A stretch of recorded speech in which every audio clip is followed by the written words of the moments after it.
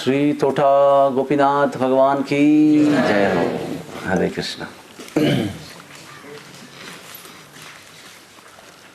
जय राधा माधवा कुंज बिहारी,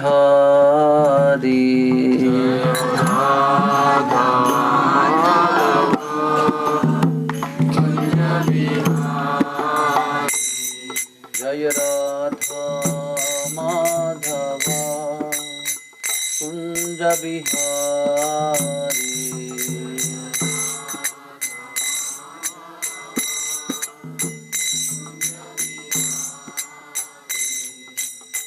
राधा माधवा कुंज बिहारी,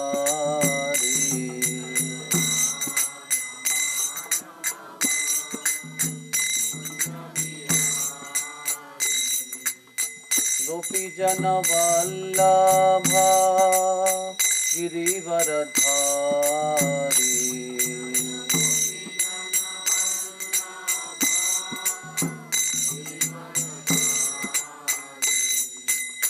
गोपी जन वल्लभा गिरिवरधारी,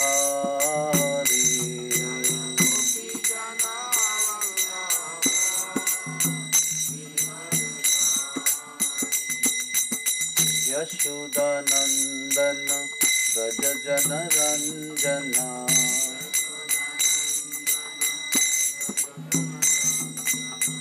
यशोदानंदन व्रज जन रंजना,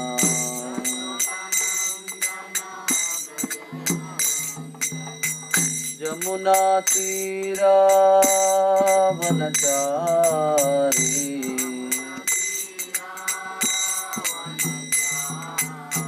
यमुना तीरा वनचारी,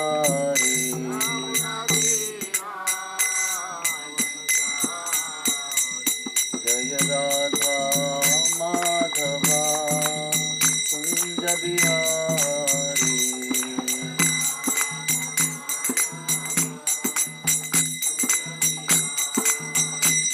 जय राधा माधवा कुंज बिहारी।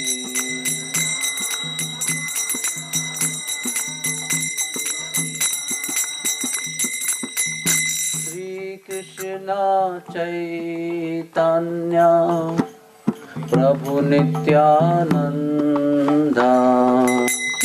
श्री अद्वैत गदाधर श्रीवासादि गौर भक्तवृंद।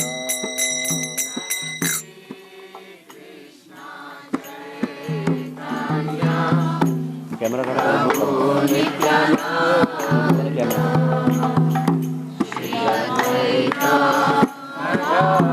सब लोग बोलो, सब लोग बोलो।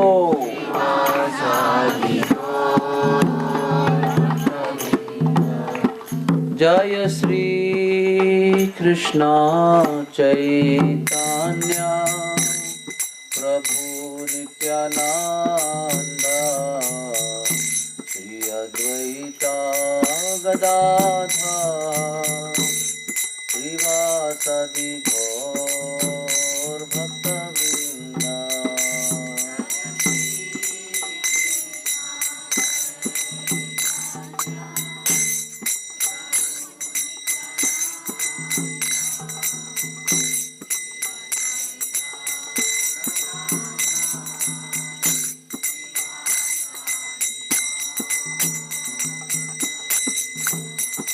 हरे कृष्ण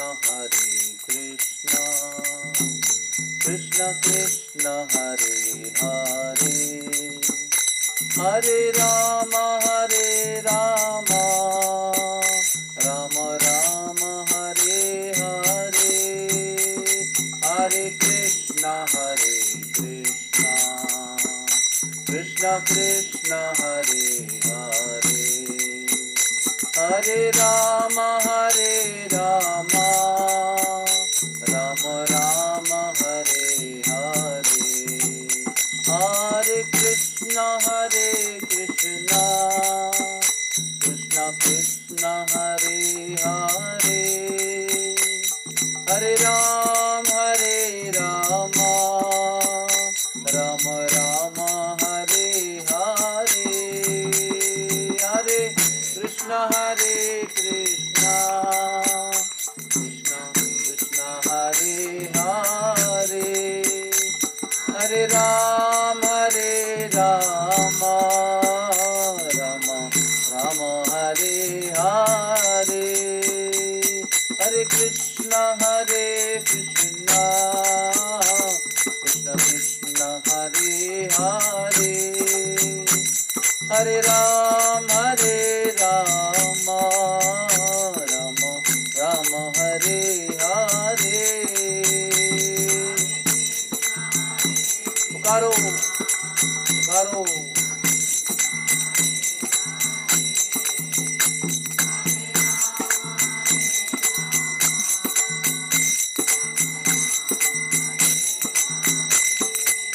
हरे कृष्णा कृष्णा कृष्णा हरे हरे, हरे राम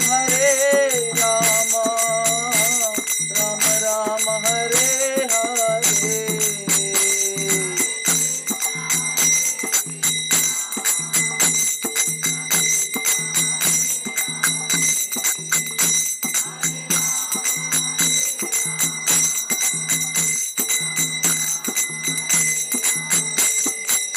हरे कृष्णा कृष्णा कृष्णा हरे हरे, हरे राम राम राम हरे हरे।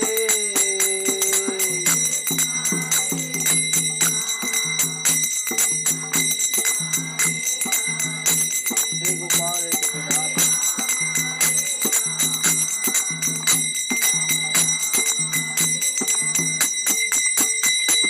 हरे कृष्णा कृष्णा कृष्णा हरे हरे, हरे राम राम राम हरे हरे।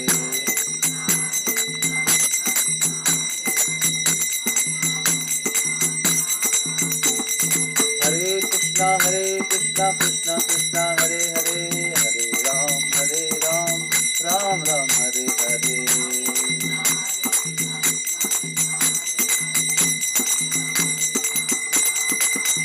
जय राधा गोपीनाथ राधा गोपीनाथ राधे।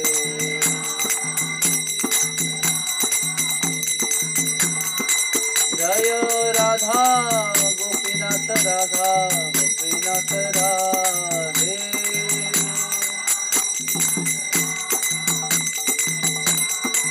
जय राधे जय राधे जय राधे जय श्री राधे।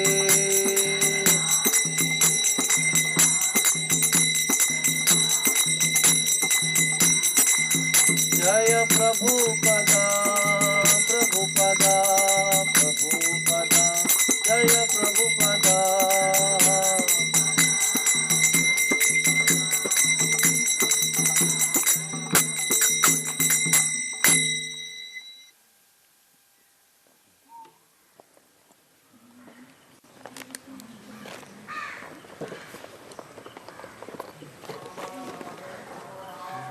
हरे कृष्णा। ओम अज्ञानतिमिरान्धस्य ज्ञानाञ्जनशलाकया चक्षुरुन्मिलितं येन तस्मै श्रीगुरुवे नमः।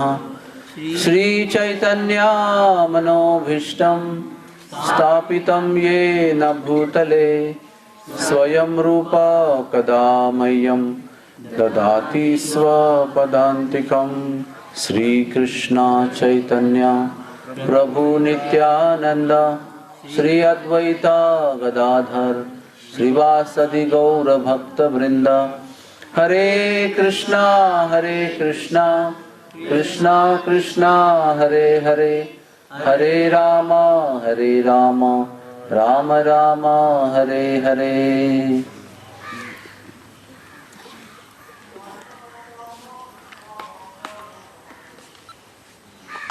हरे कृष्णा।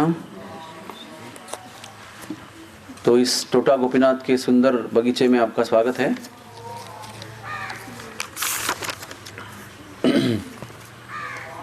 बहुत रमणीक स्थान है, आप देख सकते हैं। यही वो गार्डन है जहाँ पर श्री राधा और गोपीनाथ जी अपनी निरंतर लीला करते रहते हैं। तो गोपीनाथ जी का अभी मंदिर बंद है, कुछ देर के बाद वो खुलेगा, तो हम कथा के बाद में वहाँ जाएंगे और उनके लिए भजन गाएंगे। आपको भजन का पत्र है ना सब लोग के पास? तो जब भी भगवान ने ब्रह्मा जी को जन्म दिया नाभि कमल से, है ना, तो जब ब्रह्मा जी का जन्म हुआ तो ब्रह्मा जी भ्रमित हो गए। उनको पता नहीं चला कि वो कहाँ पर हैं, किस लिए आए हैं, क्या उनके जीवन का उद्देश्य है। तो उन्होंने, ब्रह्मा जी ने, जो ब्रह्मलोक है वो कमल है सबसे ऊपर का, और डेट में पूरा उनका बाकी भवन है, सब बाकी लोक है। तो ब्रह्मा जी सभी लोकों में जाकर आए समझने के लिए कि किस लिए आए हैं, लेकिन समझ में नहीं आया। तब जाकर भगवान कृष्ण ने उनके हृदय में प्रेरणा दिया, तपह, और चतुश्लोकी भागवत बताया। और चतुश्लोकी भागवत बताने से ब्रह्मा जी को पूर्ण ज्ञान प्राप्त हुआ कि किस लिए उनका जन्म हुआ है, उद्देश्य क्या है उनके जन्म का। तो उस समय श्री कृष्ण भगवान उनको अपने गौलोक वृंदावन का दर्शन कराते हैं, और जब वो गौलोक वृंदावन का दर्शन कराते हैं, सत्य को देखते हैं, इसका मतलब ये है। तो उस समय श्री गोपीनाथ जी का मूर्ति प्रकट हो जाती है, और उस श्री गोपीनाथ जी के मूर्ति को प्रकट होने के बाद में ब्रह्मा जी उनके सामने बैठकर ब्रह्म संहिता लिखते हैं, मतलब गाते हैं। जो हमारे कहाँ पर किताब कहाँ गए, सॉन्ग बुक कहाँ गया? ईश्वर परम कृष्ण सच्चिदानंद विग्रह अनादिरादिर गोविंद सर्व कारण कारणम चिंतामणि प्रकट कल्पवृक्ष लक्षावृतेषु सुरभिरभिपालयन्तं लक्ष्मी सहस्रशत संभ्रम सेव्यमानं गोविंदमादि पुरुषं तमहं भजामि। इस प्रकार के श्लोकों का वो रचते हैं ब्रह्मा जी। तो ब्रह्म संहिता जो है ये उस समय सृष्टि के निर्माण के समय श्री गोपीनाथ जी के सामने ब्रह्मा जी ने गाई है। वही ब्रह्म संहिता जब लुप्त हो गई तो फिर वो अनंत आदि केशव मंदिर जो है केरल में है, वो वहाँ पर श्री चैतन्य महाप्रभु जब दक्षिण भारत की यात्रा में गए, वहाँ पर उन्होंने उसको फिर पुनः प्रकाशित किया। तो इस प्रकार से हम समझ सकते हैं कि यहाँ की जो मूर्ति है वो कोई हाथ से बनाई गई मूर्ति नहीं है, वो भगवान के धाम में स्वयं प्रकट हो गई मूर्ति है। उसका ही विशेषता इसकी है, आगे हम बताएंगे आपको। फिर कालांतर में आप जानते हैं भगवान अपनी लीलाओं को प्रकट करते हैं, फिर आप प्रकट करते हैं। काल के प्रभाव से लीलाएं, भगवान की मूर्तियां प्रकट होती हैं, भगवान के धाम प्रकट होते हैं, फिर नष्ट हो जाते हैं, फिर प्रकट हो जाते हैं, फिर भगवान उनको उचित समय पर प्रकट करते हैं। उस प्रकार से बीच में ये मूर्ति लुप्त हो गई थी। तो मैंने आपको सवेरे बताया, कहानी में कल भी बताया था कि जैसे संन्यास लेने के पश्चात 1510 साल में चैतन्य महाप्रभु जगन्नाथपुरी में आए, और उन्होंने सब भी भक्तों को प्रतापरुद्र राजा के माध्यम से, सार्वभौम भट्टाचार्य के माध्यम से रहने की व्यवस्था की। तो उस समय गदाधर पंडित को उन्होंने इस सुंदर बगीचे में रहने का इंतजाम किया। ये बगीचे का नाम है यमेश्वर टोटा। आपको कहानी याद है यमेश्वर की? मैंने आपको बताया था, उधर कहाँ पर बताया था? श्वेत गंगा में, कि कैसे भगवान ने, नील माधव और लक्ष्मी जी ने संवाद किया ब्रह्मा जी से और यमराज से।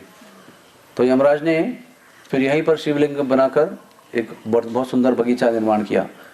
तो एक्चुअली ये यमेश्वर टोटा है, यमेश्वर गार्डन है ये। यहाँ पर आगे जाकर आपको यमराज की जो पूजनीय शिव जी की मूर्ति भी है। आगे जाकर मार्कंडेश्वर महादेव भी है, जिनको मार्कंडेय मुनि ने स्थापन किया था। ये सब बड़ा सुंदर बगीचा है, उपवन है। इसमें गदाधर पंडित जो है वो रहने लगे। गदाधर पंडित कौन है? गदाधर पंडित साक्षात श्रीमती राधा रानी है, वृंदावनेश्वरी श्रीमती राधा रानी।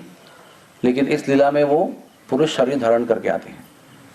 जैसे भगवान के सखी हैं ललिता सखी, वो इस लीला में स्वरूप दामोदर गोस्वामी के रूप में आते हैं, वो भी पुरुष शरीर में है। विशाखा देवी कौन से रूप में आती है? रामानंद राय के रूप में आती है, जो राजा प्रतापरुद्र के दक्षिण भारत के गवर्नर थे, जिनको राजा प्रतापरुद्र वीआरएस दे देते हैं लेकिन तनख्वाह के साथ। वो रामानंद राय विशाखा जी के अवतार हैं। तो इस तरह से भगवान की परम सखी वृंदावनेश्वरी वृषभानु नंदिनी श्रीमती राधा रानी जो है वो गदाधर पंडित के रूप में आती है। माधव मिश्रा और रत्नावती के ये पुत्र हैं और इनका जन्म जो है वो नवद्वीप मायापुर धाम में हुआ है। जन्म से ही इनका स्वभाव ऐसा था कि इनको शरीर के आनंद में कोई रुचि नहीं थी, कोई भी इंद्रिय भोग में उन्होंने कभी प्रयास नहीं किया, ना उनमें उनको रुचि थी। और जन्म से बड़े गंभीर भक्त थे वो, बड़े गंभीर मतलब कभी भी उन्होंने कोई भी ऐसी बात नहीं की जो मतलब की नहीं है। बिल्कुल भगवान से संबंधित बातें उन्होंने की, शांत स्वभाव, नम्र स्वभाव और विरक्ति, किसी भी विषयों के वस्तुओं में उनको रुचि नहीं थी। और चैतन्य महाप्रभु यानी कि बचपन का नाम उनका है निमाई पंडित। निमाई पंडित और गदाधर पंडित दोनों की बहुत गहरी मैत्री थी, लेकिन उनके स्वभाव में बहुत अंतर था। निमाई पंडित जब चैतन्य महाप्रभु बाल लीला करते हैं तो बहुत एरोगेंट उनका लीला है। हाँ, जब पढ़ाई करते हैं गंगादास पंडित के गुरुकुल में तो कुछ ही समय में बहुत विद्या प्राप्त कर लेते हैं और फिर हर एक मिलने वाले व्यक्ति को चैलेंज करते हैं वाद विवाद में और डिफीट करते थे वो। इस तरह से मदमत्त होकर वो नदिया के गलियों में घूमते थे। लेकिन गदाधर पंडित बहुत नम्र थे, बड़े विद्वान थे वो भी, लेकिन कभी किससे वाद विवाद नहीं करते थे। इतना विरोधाभास स्वभाव का उनका होने पर भी गदाधर की और निमाई की मैत्री जो थी वो बहुत गहरी थी। और जब भी निमाई अपने स्वभाव से किसी प्रॉब्लम में आते थे तो गदाधर पंडित उनको संभाल लेते थे। तो सची माता जो चैतन्य महाप्रभु की माता है, निमाई की माता, वो देखती है कि गदाधर जो है वो बहुत ही शांत स्वभाव का है। कभी कभी मेरा बालक निमाई नियंत्रण के बाहर हो जाता है, कुछ भी कर लेता है।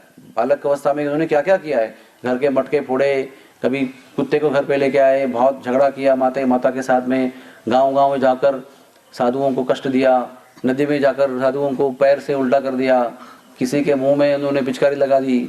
ऐसे बहुत सारा लीला उन्होंने बचपन में किया था। उसके बाद वो गया धाम जो है वहाँ पर जाके उनकी ईश्वरपुरी से मुलाकात हुई, जो उनके गुरु बने, और ईश्वरपुरी ने उनको दीक्षा देकर फिर वो शांत हो गए। तब वो कहते हैं गदाधर को कि मैंने इतनी शरारतें की लेकिन गदाधर तुमने कभी भी अपने मन को विचलित नहीं होने दिया।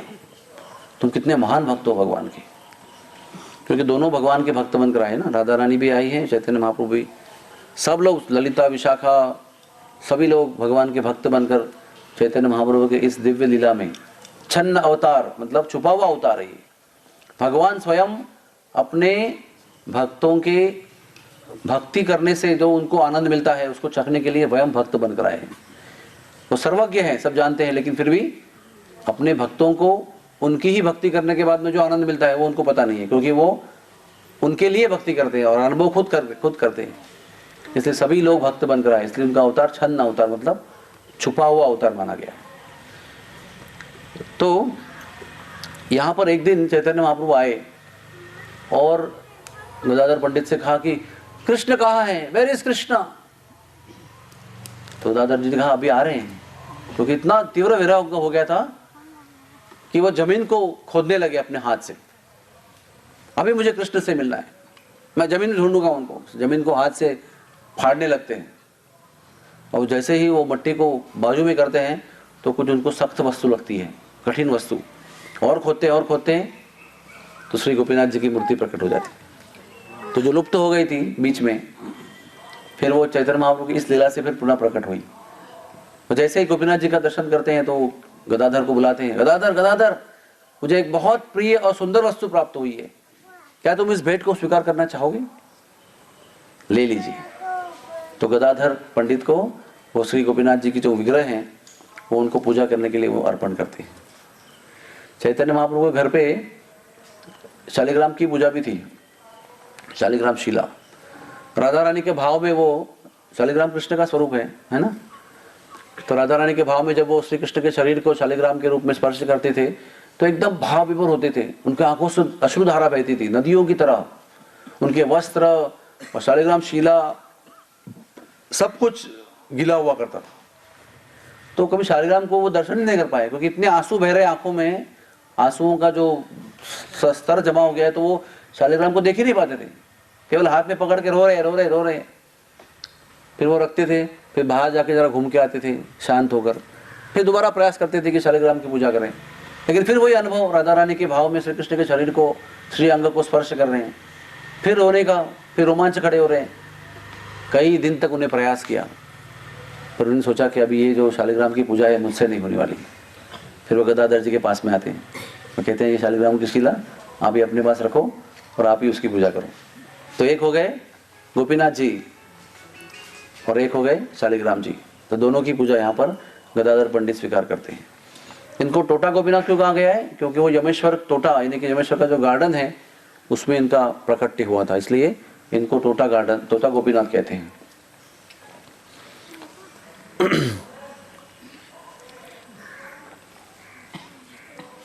फिर इनकी बहुत सुंदर सुंदर कहानियां हैं। चैतन्य चरितामृत 17 खंड का लिटरेचर है, उसमें केवल प्रेम कहानियां हैं, भक्तों के बीच में आदान प्रदान कैसे होता है, कैसे भक्तों के अंदर रिश्ते होते हैं, नाते संबंधी होते हैं, और किस प्रकार से भक्त लोग एक दूसरे से संबंध करते हैं, उनका रिश्ता क्या होता है, यही पूरा चैतन्य चरितामृत में लिखा हुआ है। और चैतन्य चरितामृत कृष्णदास कविराज जी ने लिखा है, कृष्णदास कविराज गोस्वामी ने, और स्वरूप दामोदर जी ने जो ललिता के अवतार हैं उन्होंने उनके बचपन की लीलाओं के नोट्स रखे थे, और रघुनाथ दास गोस्वामी जी ने उनके बाद में के जीवन के नोट्स लिखे थे।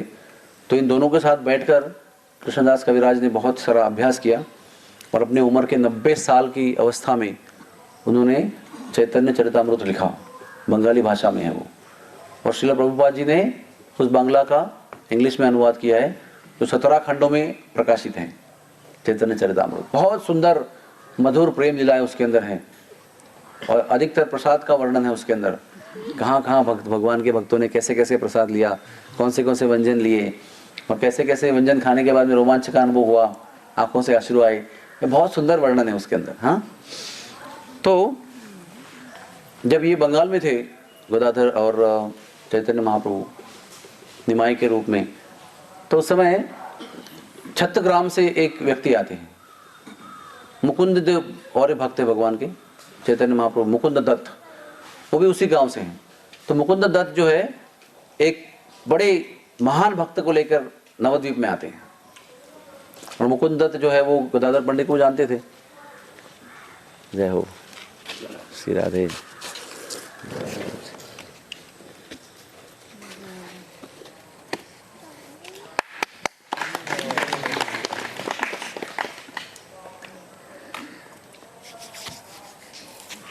श्री राधे।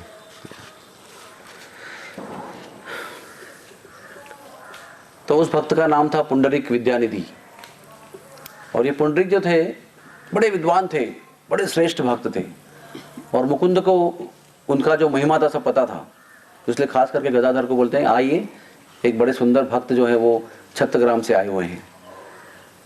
और जैसे जाते हैं, अभी ये देखिए गदाधर जो है पूरे विरक्त हैं, उनको कोई रुचि नहीं संसार में, कोई किसी विषय में आसक्ति नहीं है, और पुंडरीक विद्यानिधि ऐसे सिल्क के कपड़े पहने हुए हैं, बहुत कीमती शॉल पहन के, हाँ, उनके दो साइड में 2 व्यक्ति खड़े हैं, वो उनको हवा दे रहे हैं, चमर से हवा दे रहे हैं, और वो मुंह से तांबुल खा रहे हैं, और एक व्यक्ति उनको आईना दिखा रहा है, और वो बार बार आईने में देख रहे हैं, सुगंधित तेल लगाकर बालों को उन्हें सजाया हुआ है, और बड़े कीमती आसन पर बैठे हैं एकदम राजा की तरह।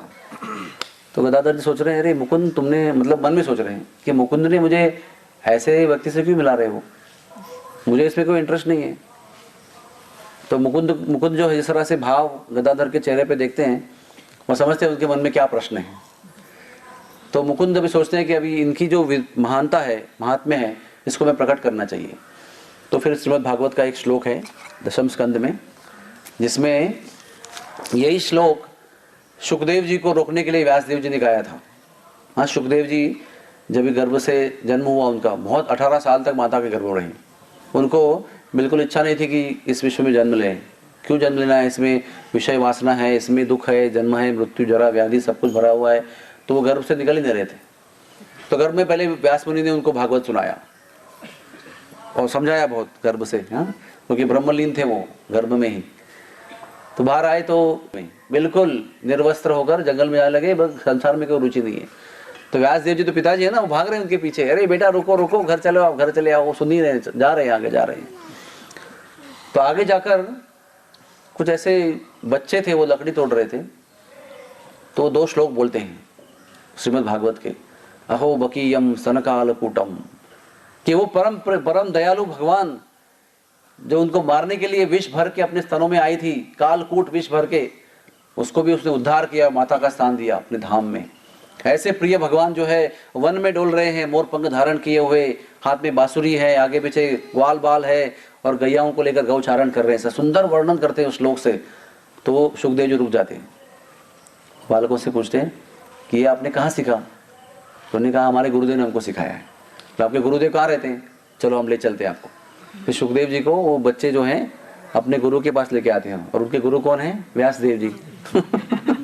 व्यास देव जी उनको पूरा श्रीमद् भागवत सुनाते हैं, और श्रीमद् भागवत में पारंगत कर देते हैं। वही श्लोक जो मैंने आपको भी बताया, इसका गुणगान उद्धव जी अपनी स्मरण में कर रहे हैं। श्रीमद् भागवत में कई संवाद है। उद्धव जी मैत्रेय मुनि को मिलते हैं हरिद्वार में, और वो पूर्ण ध्यान में मग्न थे। कृष्ण के अंतर्धान होने के बाद में विरह में थे, और कृष्ण भगवान की याद में भी थे। तो मैत्रेय जी से मिलने के बाद तुरंत उद्धव जी सभी उनका जीवन चरित्र बताते हैं, कृष्ण भगवान के बारे में याद करते हैं, कैसे हमारा संबंध था, कैसे हम लोग घूमते थे, बातें करते थे, हंसी मजाक करते थे, प्रसाद लेते थे, शिकार खेलने जाते थे, उठते थे, बैठते थे, हंसी मजाक, सब कुछ उनका जो घनिष्ठ संबंध था उसका वर्णन करते हैं। उसमें वो ये श्लोक बताते हैं, अहो बकीयम सनकालकूटम, कैसे दयालु थे भगवान। हाँ, सबसे पहले जन्म के बाद नन्ही अवस्था में एकदम इन्फेंट, उसको मारने के लिए भयंकर राक्षसी आती है, जो उसका ओरिजिनल साइज था कितना था? 12 मील लंबी थी वो। उसके स्तन पर्वत के समान थे। तो वो सुंदर स्त्री का रूप धारण करके स्तनों में विष भर के आती है, और भगवान उसको लेते हैं, उसको दूध पीते हैं, विष को भी लेते हैं, खून को भी चूसते हैं, और प्राण को भी चूस लेते हैं। और तड़पती हुई पुतना का वध देहांत होता है, तो पुनः अपने ओरिजिनल रूप में आती है। वो जंगल में, पूरे जंगल में ऐसी फैली हुई है 12 मील तक। और केवल भगवान ने वो माता के रूप में स्तनपान करने को आई थी, इतना ही उन्होंने याद रखा। बाकी सब कुछ भगवान ने ध्यान नहीं दिया, गौर नहीं किया उसके ऊपर। मुझे दूध पिलाने के लिए आई थी, मतलब माता के भाव से आई थी। वो पुराने जमाने में, पिछले अवतार में कौन थी वो? बलि महाराज की बहन थी वो, रत्नमाला। जब बलि महाराज के सामने वामन देव प्रकट होते हैं, तो उसका सुंदर रूप देख के बालक का होता है कि मेरा ऐसा पुत्र हो जाए तो कितना अच्छा है, मैं इसको स्तनपान कराऊंगी, ऐसे भाव उत्पन्न होता है। कुछ देर बाद जब वो छल करते हैं वामन देव, और 2 पैरों में सब भूमि को नाप लेते हैं, और वामन देव बलि महाराज को एकदम भिखारी बना देते हैं, तो उसको गुस्सा आता है, जब मैं इस बालक को काश मेरी शक्ति हो तो मार डालूंगी, ऐसा उसके मन भाव आता है। उसके बाद में द्वेष का भाव आता है। तो पहले वात्सल्य, बाद में द्वेष, मिलकर वो अगले जन्म में पुतना बनती है, बकासुर की और अगासुर की बहन, कंस की फ्रेंड। और फिर वो माता के रूप में मात्सल्य और द्वेष दोनों साथ में लेकर आती है। तो ऐसा सब होने पर भी भगवान उसके हृदय का द्वेष, उसके राक्षसी प्रवृत्ति, उसका भयंकर स्वभाव, ये सबको दुर्लक्ष्य कर देते हैं, और केवल माता बन के आई तो उसको याद रखते हैं। और सब कुछ अनर्थों से शुद्ध करने के पश्चात जो बस उसका चूसते हैं ना स्तन को, तो इतनी वेदना होती है उसको कि इसके सारे अनर्थ जल के भस्म हो जाते हैं उसके अंदर। और केवल जो भावना लेकर आई थी वात्सल्य की, वही बचती है, उसको भगवान स्वीकार करते हैं, और अपने धाम में अपनी माता यशोदा के धात्री के रूप में उनको मुक्ति देते हैं। तो यही श्लोक मुकुंद दत्त, हाँ, वापस हम लोग अपने इस सीन में आ रहे हैं। ये सब बैकग्राउंड क्यों बताया आपको, कि वो श्लोक जो है इसमें भगवान का इतना सुंदर वर्णन है, उनके दयालु करुणामय स्वभाव का, कि कैसे भगवान जीव के अंदर से जो उनके लिए अनुकूल वस्तु है, प्रिय वस्तु है, वही लेते हैं, बाकी सबको छोड़ देते हैं। जैसे गुरु महाराज हमारे हृदय के अंदर केवल वो भक्ति की चिंगारी जो है छोटी सी, उसको देखते रहते हैं, अनर्थों को देखते नहीं है, खाली उस चिंगारी को हवा देते रहते हैं अपने संग द्वारा, और उस चिंगारी को अग्नि में रूपांतरित करने का प्रयास करते हैं, और जब वो चिंगारी की अग्नि बनती है वो जानते हैं कि अग्नि सब भी अनर्थों को भस्म कर देगी। उस तरह से भगवान केवल भक्तों के अंदर जो पॉजिटिव चीजें हैं, सकारात्मक, उसी को देखते हैं। तो ये श्लोक, 2 श्लोक मुकुंद दत्त वहां पर पुंडरीक विद्यानिधि के सामने गाते हैं, और जैसे ही वो गाते हैं वैसे भाव में आते हैं, उनकी आंखों से आंसू बहने लगते हैं, रोमांच खड़े होते हैं, कंठ गदगद होता है, और वो जमीन अपने आसन से नीचे गिर जाते हैं। हाँ, पहले बहुत पहले बाल वाल संवार कर आईने में देख रहे हैं, पान चबा रहे हैं, तांबुल, हाँ, अचानक उनका भाव बदल जाता है, एकदम भाव विभोर होकर वो अपने कुर्सी से जो आसन से गिर जाते हैं, लोटपोट होने लगते हैं। 10 आदमी उनको पकड़ने जाते हैं तो पकड़ नहीं पाते, उनको संभाल नहीं पाते, और बहुत देर तक ऐसे जो होते हैं ना, मुठभेड़ चलती रहती है, वो उनको संभालने का प्रयास करते हैं, वो बिल्कुल नियंत्रण के बाहर जाते हैं, और कुछ देर बाद में बेहोश हो जाते हैं, कई घंटे तक बेहोश रहते हैं भगवान के प्रेम की भावना में। जैसे ही भगवान की स्मृति उनको होती है श्लोक के द्वारा, एकदम सब कुछ भूल जाते हैं वो। तब गदाधर को एहसास होता है, अरे मैंने मन में क्या सोचा उनके बारे में, कि ये तो विषयी व्यक्ति है, हाँ, संसार के भोग लेने वाले वस्तु व्यक्ति है। तो मुकुंद को धन्यवाद करते हैं, मुकुंद मैं आपका बहुत धन्यवाद करता हूँ, ऋणी हूँ मैं कि आपने मुझे एक बड़ा अपराध करने से बचाया, एक महान संत का।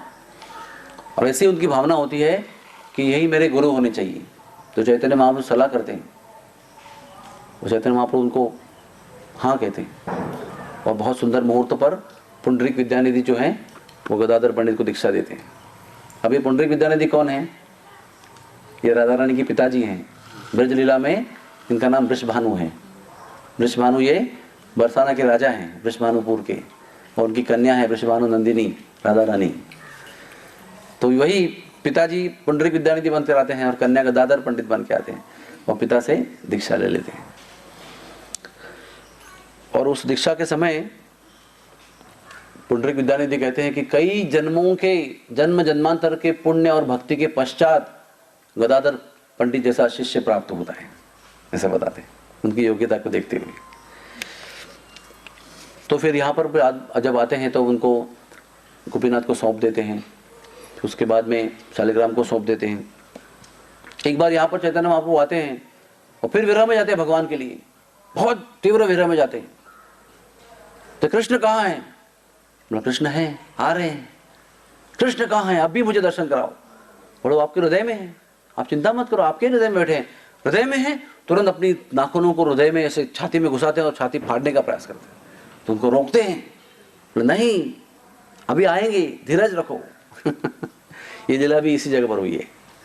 इस तरह से चैतन्य महाप्रभु ने बहुत सुंदर तरीके से यहाँ पर सुंदर लीलाओं को प्रकट किया है। और इस सुंदर वन में जहाँ पर राधा और गोपीनाथ जी निरंतर लीला करते हैं, वहाँ पर भक्तों को आनंद दिया है। तो हर रोज सवेरे मैंने आपको बताया कि सवेरे बहुत सुबह पहले जल्दी उठकर चैतन्य महाप्रभु समुद्र में स्नान करते थे। उसके बाद में जगन्नाथ के दर्शन करने जाते थे, और कई घंटे सवेरे गरुड़ स्तंभ के पीछे रहकर चैतन्य महाप्रभु को द्विभुज रूप में मुरली बजाते हुए दर्शन करते थे। आंखों में आंसू बहते थे। वहाँ पर कुंड बना हुआ है उनके अश्रुओं का, खंबे पर उनके उंगली के निशान हैं। तो वो दर्शन करने के पश्चात वो हरिदास ठाकुर को मिलने आते थे, और 2-3 घंटे फिर सवेरे हरिदास ठाकुर से नाम के बारे में, नाम तत्व के बारे में, नाम जप के बारे में, इस विधि के बारे में चर्चा करते थे।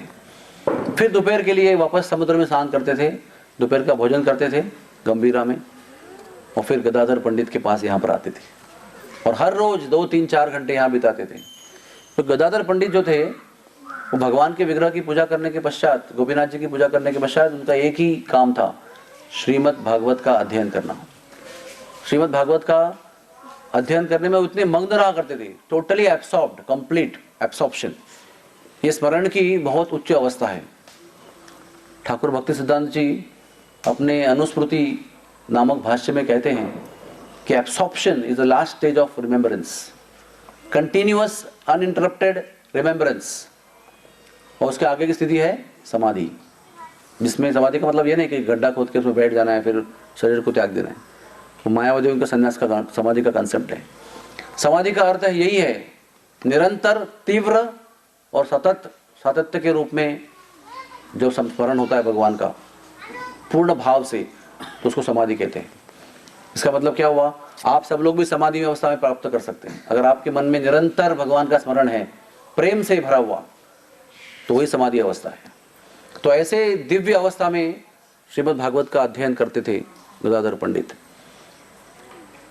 और श्रीमद् भागवत का थोड़ा महात्म्य ऐसा है, छोटी सी कथा मैं बताता हूं आपको कैसे श्रीमद् भागवतम प्रकट हुआ। जब व्यासदेव जी देखते हैं कि आगे कलयुग में लोगों की स्मृति नष्ट होने वाली, मैंने आपको कल बताया था कि 3 युग तक केवल सुनकर लोग याद करते थे श्रुतिधर के रूप में, लेकिन जब कलयुग का प्रारंभ होने वाला था तो व्यासदेव जी त्रिकालदर्शी, वो देखते हैं कि भविष्य में लोगों की स्मृति कम कम होती जाएगी, उनको याद नहीं रहेगा। तो ये जो श्रुति है, जो ज्ञान है, श्रुति का मतलब ज्ञान, आत्मा का ज्ञान, उसको लिखना चाहिए। तो फिर लिखने को बैठते हैं। पहले सारे ज्ञान को जो है 4 वेदों में विभाजित करते हैं, ऋग्वेद, यजुर्वेद, सामवेद, अथर्ववेद। और फिर बाद में उपनिषद लिखते हैं, पुराण लिखते हैं, और उनके हिसाब से सारा ज्ञान जो है वो लिख देते हैं। जिनको जितना वो तो भगवान के स्वयं 6 ऐश्वर्य हैं, उसमें से जो ज्ञान का ऐश्वर्य भगवान का है, असीम ज्ञान, अमर्यादित ज्ञान जो है भगवान का है, वो हिस्से का वो अवतार है स्वयं, वो मूर्तिमंत ज्ञान है व्यासदेव जी। तो उनको तो कहने की जरूरत नहीं कि ज्ञान क्या है, वो सब कुछ जो उनको लिखना है वो सब लिख देते हैं। नारद मुनि उनके गुरु हैं, उनके आदेश से ये काम करते हैं वो, लेकिन फिर भी उनको संतुष्टि प्राप्त नहीं होती। जब हम कहते हैं कि गुरु मुखा पद्म वाक्य चित्ते ते कोरिया ऐक्य आरना कोरी हो मने आशा, कि गुरु जी के आज्ञा का एक चित्त होकर आप पालन करना चाहिए, उसके अलावा कोई इच्छा नहीं करनी चाहिए मन में, गुरु जी की इच्छा के अलावा। और इन्हीं की कृपा से, गुरु की कृपा से आत्मा की शुद्धि होती है और कल्याण होता है और उद्धार हो जाता है। और एक साइड इफेक्ट उसका ऐसा है कि गुरु की आज्ञा सही रूप से पालन करने के पश्चात हृदय में दिव्य आनंद की अनुभूति होती है। ये प्रसादे पूरे सर्व आशा। तो इतना सब करने के पश्चात भी कैसा उनका प्रक्रिया था, गणेश जी को उन्होंने अपना राइटर बनाया था, लिपिक, और वो श्लोक बोलते थे और गणेश जी उसको लिखते थे। उनका एक कंडीशन था कि जो श्लोक आप लिखेंगे वो पहले आप समझेंगे, और समझ में आया तो ये आप लिखेंगे। उतना समय उनको मिलता था अगला श्लोक तैयार करने में। तो हिमालय के किनारे में बैठे हुए हैं, हिमालय के गुफा में बैठे हुए हैं। एक गुफा में ऊपर व्यासदेव जी हैं, नीचे गुफा में गणेश जी बैठे हुए हैं। कोई लाउड स्पीकर नहीं, माइक्रोफोन नहीं, उधर केवल चेतना के द्वारा ट्रांसमिशन है। तो हृदय में स्फुरण हो रहा है मंत्रों का, वो गणेश जी सुन रहे हैं अगली गुफा में बैठकर, तो वहाँ पर उसका लेखन कर रहे हैं। इस प्रकार से सारे वेद, सारे उपनिषद, पुराण लिख देते हैं, फिर भी व्यासदेव जी को संतुष्टि प्राप्त नहीं होती। तो उनको समझ में आता है कि कुछ गलत हो गया है, कुछ त्रुटि रह गई है या कुछ गलती हो गई है। तो उदास होकर व्यासदेव जी जो है नदी किनारे, उसका नाम है सरस्वती नदी, उसके किनारे बैठे हुए हैं, जो केवल हिमालय में प्रकट होती है, उसके आगे अप्रकट हो जाती है। जमीन के अंदर से नासिक में आती है, फिर त्रिवेणी संगम में, इलाहाबाद में प्रकट हो जाती है, लेकिन जमीन के अंदर से ही। तो नदी किनारे हिमालय में बैठे हैं और शोक कर रहे हैं कि क्या क्या कारण हो सकता है। तो उनकी शोक की अवस्था को देखकर, प्रामाणिक अवस्था है ना, वो sincerely he is thinking what is the problem. तो उनके गुरु जी आकाश से प्रकट होते हैं, नारद मुनि वीणा लेकर, और पूछते, अरे तो आप तो ज्ञान के अवतार हो और आपको ऐसा दुखी क्यों होना चाहिए। पहले थोड़ा मजाक कर लेते शिष्य का। फिर शिष्य व्यासदेव जी बोलते हैं कि मेरी ये समस्या है। तो उनको कहते हैं, अरे आपने सारा शास्त्र लिखा, लेकिन अगर भगवान का आपने गुणगान नहीं किया, भगवान के दिव्य चरित्र का वर्णन नहीं किया, तो आपके सारे शास्त्र कितने भी पूर्ण होंगे तो भी अधूरे हैं। इसलिए अभी आप जाकर भगवान के चरित्र का वर्णन करो, भगवान के भक्तों का चरित्र का वर्णन करो, भगवान के उनके साथ जो संबंध है, जो दिव्य लीलाएं हैं, उनका वर्णन करो, तब जाकर आपका शास्त्र लेखन जो है वो परिपूर्ण हो जाएगा। तो फिर व्यासदेव फिर संतुष्ट होकर गुफा में जाते हैं और श्रीमद् भागवत का लेखन करते हैं। सब आचार्य कहते हैं कि श्रीमद् भागवत एक परिपूर्ण शास्त्र है, अमलम पुराणम, उसके अंदर कोई मल नहीं है, मतलब कोई भौतिकता नहीं है, कोई कर्म कांड नहीं है, कोई ज्ञान कांड नहीं है, कोई सिद्धि कांड नहीं है, कोई योग कांड नहीं, कुछ नहीं उसके अंदर, केवल भगवान की भक्ति का वर्णन है। उसके अलावा श्रीमद् भागवत में अन्य कोई वर्णन नहीं है। किम वा परेर ईश्वरी, ऐसा वर्णन किया उसका कि इसके सिवा, इसके अलावा और किस शास्त्र की आवश्यकता क्या है, ऐसे कहा गया है। ये शास्त्र को अगर हम लोग वेदों को अगर पेड़ को उपमा देते हैं कि वेद पेड़ जैसे हैं, उसके पेड़ में शाखाएं हैं, पत्ते हैं, फूल है, फल, लेकिन पेड़ का जो सार होता है वो फल के रूप में प्रकट होता है। Is that right? पेड़ का जो एसेंस है, अगर आम का बीज बोया है आपने, तो आम जो है वो आखिर में आता है, सबसे पहले शाखाएं होती है, पेड़ बड़ा होता है, कई साल जीता है, उसके बाद में आम आने लगते हैं। यही बात आंवले के लिए भी वैसे ही है, सब फल जो है बहुत दिन के बाद में आते हैं, लेकिन फल जो है वो पेड़ का सार होता है। तो ये श्रीमद् भागवतम वेद के वृक्ष पर आया हुआ सबसे आखिरी परिपक्व फल है।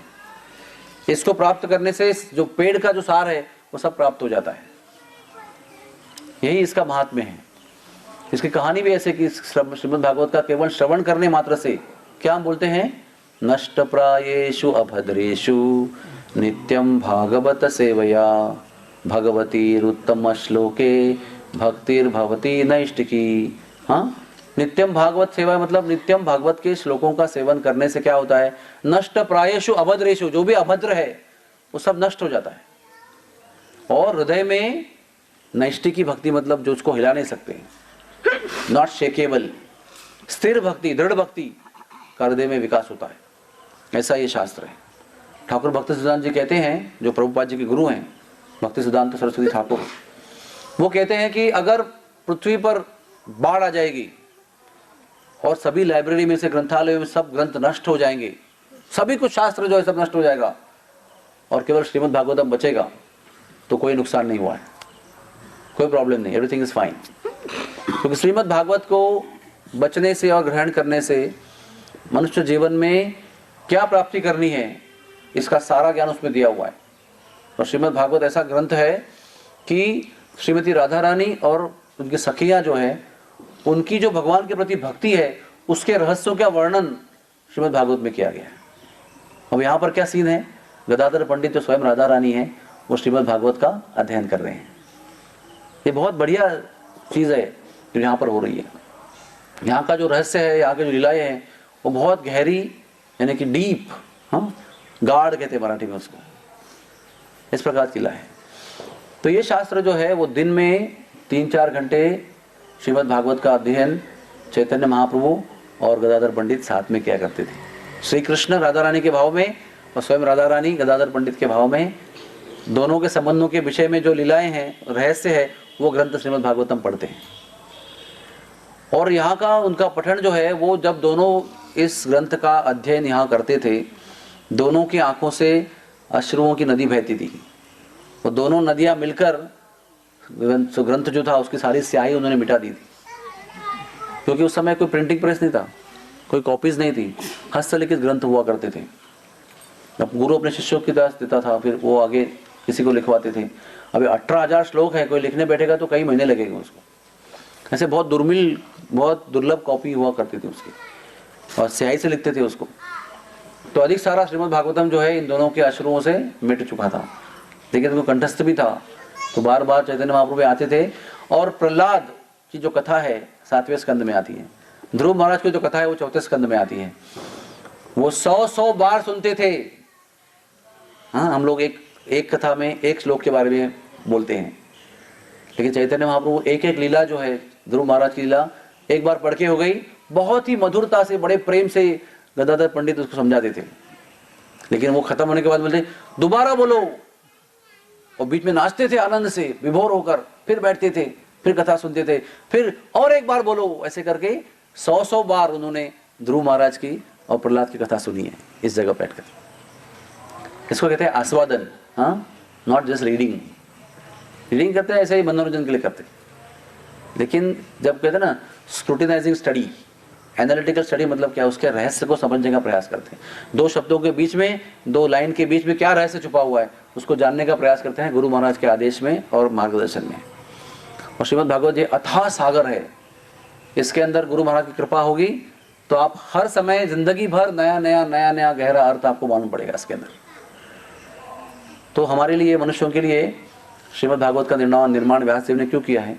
क्योंकि इसके एक श्लोक के पठन से हमारे हृदय के अनर्थ नष्ट हो सकते हैं और हमारे हृदय में भक्ति का उगम हो सकता है।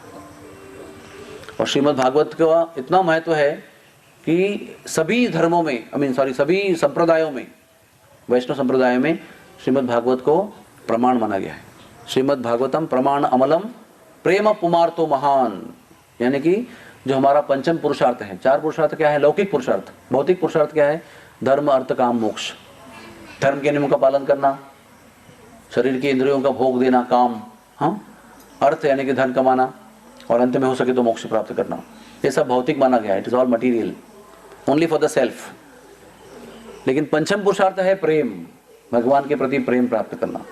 और ये पंचम पुरुषार्थ जो है ये श्रीमद् भागवत के पठन से प्राप्त हो सकता है, क्योंकि इसमें केवल भक्ति का रहस्य है। कोई कुछ करने से ये प्राप्त होगा, संतान प्राप्त होगी, धन प्राप्त होगा, यश मिलेगा, कीर्ति बढ़ेगी, इसको कर्म कांड कहते हैं। हम ये सारे जो विधियां हैं, इसमें आखिर में क्या होता है? फलश्रुति, कि ये करने से संतान अच्छी होगी, ये करने से बुद्धिमान संतति प्राप्त होगी, ये करने से अच्छा जमाई प्राप्त होगा, ये करने से धन प्राप्त होगा, उन्नति होगी, आयु बढ़ेगी, आरोग्य बढ़ेगा। ये सब कर्म कांड का प्रमाण है। और ज्ञान कांड का प्रमाण क्या है? विरक्ति उत्पन्न होती है और फिर दुनिया से विरक्ति होकर इस दुनिया को से मुक्ति प्राप्त करने की इच्छा होती है। ये भी एक नेगेटिव लेवल है, क्योंकि केवल जन्म मृत्यु के बंधन से मुक्त होना ही जीवन का उद्देश्य नहीं है। आगे करना क्या है? हमने शराब छोड़ दिया, व्यभिचार छोड़ दिया, मांसाहार छोड़ दिया, फिर करना क्या है? खाना क्या है? ये भी प्रश्न होता है ना। दिस इज नेगेटिव, ये मत करो, वो मत करो, ये मत करो, वो मत करो। फिर प्रश्न उठता है कि छोड़ने के बाद में करना क्या है? हाँ, करना है भगवान के नाम का जप करना है, प्रसाद प्राप्त करना है, जो भी बचा हुआ सब कुछ छोड़ के जो बचता है उसको भगवान के लिए बनाकर उनको अर्पण करके प्रसाद के रूप में खाना है, भक्तों का संग करना है, श्रीमद् भागवत का अध्ययन करना है, ग्रंथों का अध्ययन करना है। This is positive. इसको भक्ति की विधि बताई गई। एक विधि है, एक निषेध है। जो हम लोग छोड़ते हैं उसको निषेध कहा गया है, जो हम लोग पालन करते हैं उसको विधि कहा गया है। तो इस प्रकार से श्रीमद् भागवत ऐसा दिव्य शास्त्र है कि सब विधियों के परे हैं। उसके फलश्रुति के रूप में ना आपको धन मिलेगा, ना आपका कीर्ति बढ़ेगी, कुछ नहीं होगा। केवल आपके आत्मा का भगवान के साथ संबंध जुड़ेगा। भक्तिर भवती नैष्टिकी प्रेम पुमार्तो महान। तो प्रभुपाद जी इस बात को बड़ा अच्छी तरह जानते थे। जब प्रभुपाद जी ने संन्यास लिया और वृंदावन में आए, उनके गुरु महाराज भक्ति सिद्धांत सरस्वती जी, उन्होंने उनको आदेश दिया था कि आप पश्चिम जगत में जाओ, वहाँ पर इस भक्ति का प्रचार करो। तो वृंदावन में आए। वृंदावन के राधा दामोदर मंदिर के गोस्वामी ने उनको आमंत्रण दिया कि आप आइए, हमारे मंदिर में रहिए। बड़े भक्त थे प्रभुपाद जी, प्रसिद्ध थे उस समय भी। उनकी मथुरा में केशव गौड़िया मठ में दीक्षा हुई थी सन्यास की, सब जानते थे उनको। तो वो आते हैं और सबसे पहले श्रीमद् भागवत का अंग्रेजी में अनुवाद करना आरंभ करते हैं। मैं उन पुजारियों को जानता हूँ राधा दामोदर मंदिर के, कई 2 पीढ़ियाँ 3 पीढ़ियों को जानता हूँ मैं। तो उस समय जो थे आचार्य वहाँ के, अभी वो बूढ़े हो गए लेकिन उस समय जवान बालक थे वो। तो वो कहते हैं कि हमारे आश्रम में जब प्रभुपाद जी ने 2 कमरे रेंट में लिए थे, 5 रुपये के रेंट से 2 कमरे लिए थे। एक कमरे में उनका रसोई था, एक कमरे में वो भागवत का अनुवाद करते थे। तो इतने मग्न हुआ करते थे, वो केवल उसको पढ़ते नहीं थे, क्या केवल उसको अनुवाद नहीं कर रहे थे, श्रीमद् भागवत के गहराई में वो डुबकी लगा रहे थे। और उन्होंने कहा है कि जब मैं श्रीमद् भागवत का अनुवाद कर रहा था तो those explanations are my spiritual ecstasies. ये मेरे हृदय के जो आध्यात्मिक आनंद है उसका ये क्या कहते हैं, उसको प्रकटीकरण है, प्राकट्य है। It is manifestation of my ecstasy of my heart. इस तरह से उन्होंने सभी श्लोकों का अनुवाद और तात्पर्य लिखा। और घंटे घंटे वो रहा कर रहते थे, बिना पानी, बिना नाश्ता, बिना भोजन के। मंदिर की तरफ से उनका थाली जो है वो आता था, दरवाजे में रखते थे वो, और वो कई घंटे वहाँ पड़े रहता था। लंच की थाली डिनर तक पड़े रहती थी और कमरे बंद हुआ करते थे, और उसमें अंदर वो दिन भर लिखते थे। रात को कमरे से बाहर निकलते थे कई घंटे घंटे अनुवाद करने के बाद, और आंखों में आंसू लेकर राधा दामोदर जी के बाहर झाड़ू लगाते थे। रूप गोस्वामी की समाधि भी उस मंदिर में है, वहाँ पर झाड़ू लगाते थे, साफ करते थे, और फिर थोड़ा बहुत भोजन करते थे। बीच में कभी जाकर लोई बाजार में जाके भिक्षा करके आते थे, माधुकरी। इस तरह से उन्होंने मग्न होकर श्रीमद् भागवत का लेखन किया। और वो कहते हैं कि श्रीमद् भागवत का जो पहला स्कंद है, भागवत में 12 स्कंद है, अलग अलग विषयों का उसमें चर्चा किया गया है। श्रीमद् भागवत जो है उसको ऐसे भी कहा गया है कि वो भगवान का शरीर है। जब भगवान का शरीर, जो भगवान ने अवतार लिया और भगवान ने लीला समाप्त करके वो अंतर्धान हो गए, जैसे ही भगवान अंतर्धान हो गए श्रीमद् भागवतम प्रकट हो गया। कृष्णे स्वधाम पकते, जब भगवान अपने धाम में पधार गए, लीलाओं को समाप्त करके दोबारा अपने धाम में गए, तभी पृथ्वी के क्षितिज पर श्रीमद् भागवत का उदय हुआ। तो श्रीमद् भागवत को भगवान के शरीर की उपमा दी गई है। प्रथम स्कंद जो है, दूसरे स्कंद जो है, वो उनके पाद पद में यानी चरण कमलों का उपमा दिया गया है। और दशम स्कंद जो है, जहाँ पर श्री कृष्ण का प्रत्यक्ष चरित्र दिया है, उसको भगवान का मुख कमल माना गया है। तो इस तरह से प्रथम स्कंद में जब उन्होंने अनुवाद पूर्ण किया तो 3 खंड में किया उसको। और प्रभुपाद जी कहते हैं कि मुझे पता नहीं था कितने साल में जीऊंगा, क्योंकि ऑलरेडी उनकी उम्र 67-68 हो चुकी थी अमेरिका जाने के पहले। इसलिए उन्होंने जो भी उनको कहना था, एक जीव को इस विश्व में अभी के समय में, वर्तमान समय में एक मनुष्य जीव को भगवत धाम में जाने के लिए क्या आवश्यक है समझना, ये सारा अनंत शास्त्रों से सार निकालकर भागवत के तात्पर्य के रूप में उन्होंने लिखा और अपने फर्स्ट कैंटो यानी फर्स्ट स्कंद जो है उसका अनुवाद पूरा किया।